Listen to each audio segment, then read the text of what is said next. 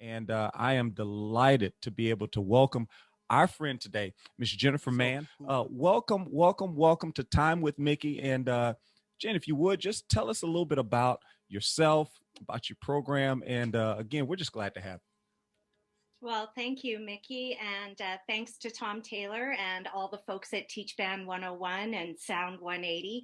Yeah, my name is Jennifer Mann, and I teach in a community of about 100,000 people. The name of the city is Red Deer. So I teach in a school called Lindsay Thurber Comprehensive High School. We are a school of about 1,850 students. And we are, I guess, the reason why we're known as a comprehensive high school is because we are known for the wide variety of programming. And so, with that, it creates a lot of opportunities for students, but it can also create some challenges. A lot of our students are split over a variety of programs. We have everything from um, inclusive education programs with students who are nonverbal, in wheelchairs, that kind of thing, all the way to international baccalaureate. We have students who are who are actually taking college level courses in our school. We have a huge trades program with auto body shops and welding and construction and you name it. There's something for everyone at our school. So I am responsible for the band program. And I have another colleague who looks after the choral and guitar side of things. And in addition to my job as band director, I also offer a digital music composition class to students from grades 10 to 12 as well.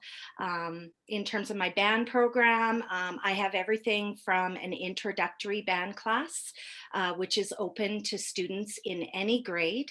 I have a ninth grade band, I have a symphonic band, I have two jazz bands, about six chamber ensembles, and then, of course, the composition class. students. So, Those course offerings that you talked about, just being able to provide opportunities and my goodness, like there's so much opportunity. How do you face challenges? It may not even be a COVID thing, but just in general, how do you approach not being able to count on a certain consistency and just being open to things being different and not letting that hinder you, but looking for opportunities to allow that to help you to blossom in ways? How do you address the certainty of uncertainty?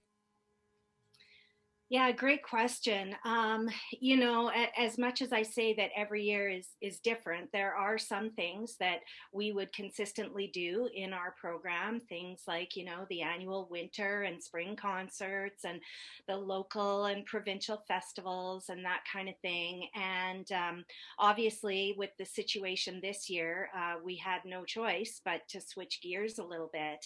And in that, it has kind of produced um, a freedom that Mm. I don't think I ever would have experienced had I not been, you know, forced into it, I guess. Like you kind of get in your groove, and I mean, you're always doing new repertoire or things like that keep it fresh.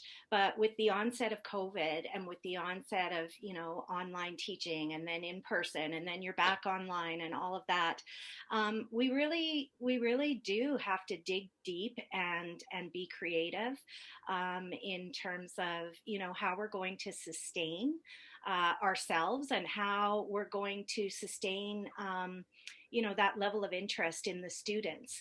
And one of the things, when we first got into this in March of last year, one of the things that was really sort of emphasized with us was, take it slow, go Yeah. slow. And for us as band directors, slow isn't kind of part of our vocabulary. Yeah. Like, we're always go, go, go, go, fast pace, keep the kids engaged. And so it was really, I found it really, really hard to just sort of slow down, take a breath. But I forced myself to do that. And in doing that, it opened up some new ideas and some things that actually uh, it just it was a different mindset for me. It was a different mindset for the kids, and we had some real success even with just little things. Like one of the things that my groups did, normally, my chamber ensembles, we do a little seniors residence tour in the Okay. Christmas season, the holiday season. And so we'll hop on the school bus and we'll fill a trailer with equipment and whatever, and we'll head out to 3 or 4 different seniors residences and play Christmas carols. Mhm. And of course, that was not happening this year. And so we thought, okay, well, we'll just kind of put together like a little video and we'll send it. And, you know, uh, doing something like that was kind of like the norm. And then a couple of parents on our music parent society, actually, they were looking for obviously creative and different ways to fundraise. And they said, what about doing like musical telegrams? And so we came up with a little thing called Christmas Quarantunes. Oh, And rather than just using it with my chamber ensembles, we turned it into a collaborative venture. I work really well with my colleague who teaches choir and guitar at our school. And so he and I and a couple of music parents, we put our heads together and we said, okay, well, yeah, we can find some easy 3 or 4 part arrangements and, work those up and record those. And we worked with our office staff to create like an online order system. So we treated it as a fundraiser. mm, And it was super successful. We had people from not only our band and choir families, but it got out into the media, and people from the community were requesting these quarantunes. And when I look back on it and I reflect on it, I think we probably reached more people doing an absolutely. activity like that that was completely not on our radar at all. We just thought, okay, we're not doing a concert. We're just going to keep teaching and keep learning. And we ended up doing something that I think could sustain itself into the future, whether we have Absolutely. COVID or not. Yeah. And I gotta find something that's going to work for me, that's going to work for my students. And we latched on to this, and Could you actually could you say that part again? That somebody needs to hear that again. You had to find something that did what? That worked worked. for me and worked for the kids. How do you view teaching? Do you view it as an art form, and how do you approach it? If so, how do you develop that skill set, not falling into complacency, but evolving it? And maybe looking back, another question is: has your teaching, has your skill set evolved? Is your sound more refined now? Is it different?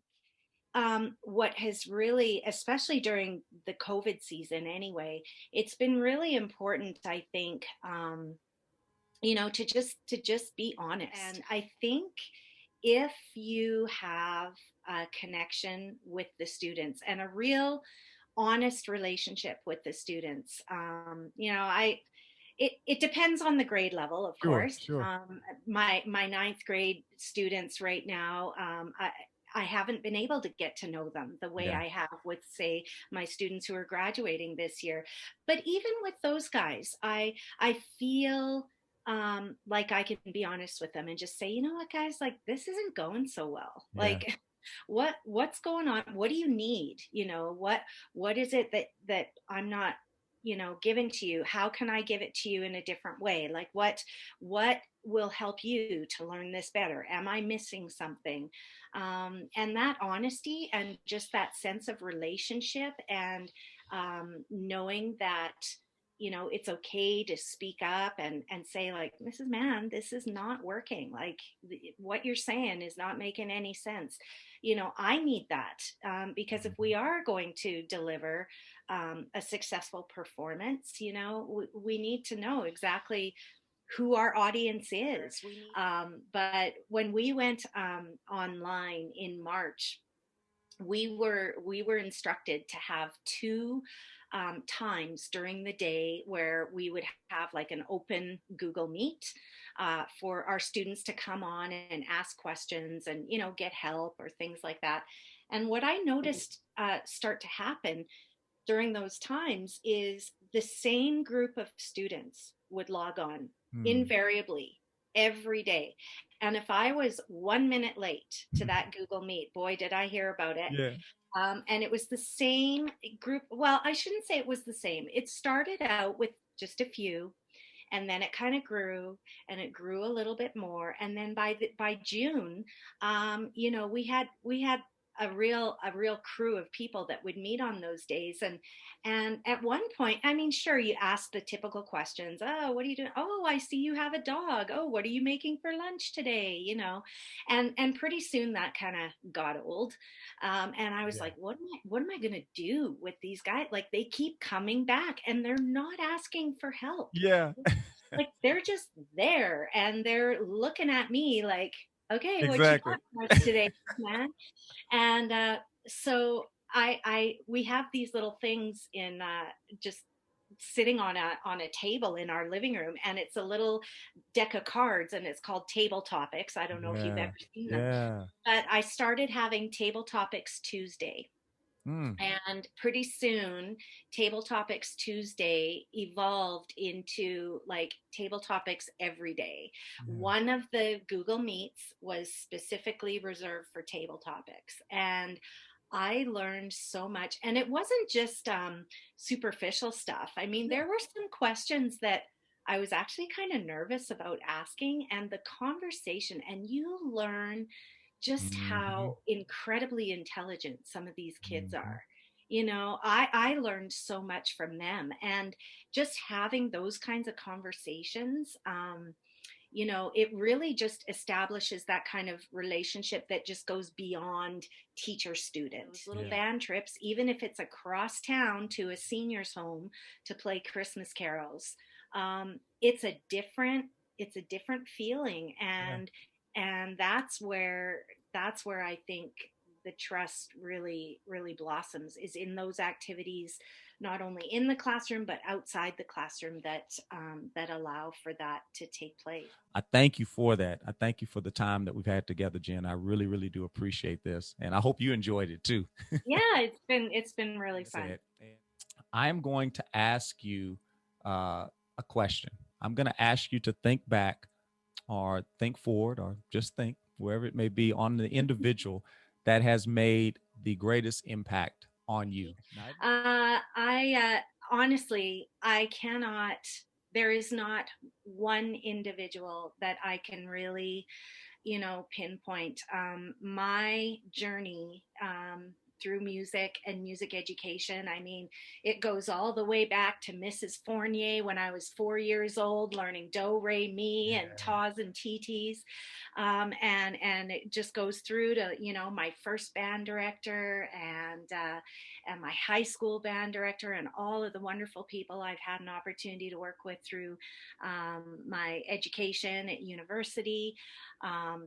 Keith Mann obviously was a huge influence in my life, and lots of people outside of the music community, my family, my friends, and my students. Like, I really got to say that every year I learned something new from those kids.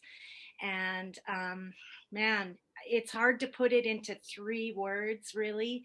Um, but I'm influenced and inspired by all of those things. I can't really just pinpoint one, but I think 3 things that really resonate with me are, to always, be who you are, be honest, be authentic, um, show people that you care, and work hard. We will make it through. And I think that those three powerful things that you shared with us ring true, not just in the band hall, but for all walks of life. And I never say bye. I just say until next time. So thank you so much, Jen. Thank you so much for this opportunity and this time together. We call it Time with Mickey. And to you and to everyone that's watching, I just ask that you do everything you can in this season to make your classroom sound, make your teaching epic. And if you do that, I promise you, your legacy will be significant.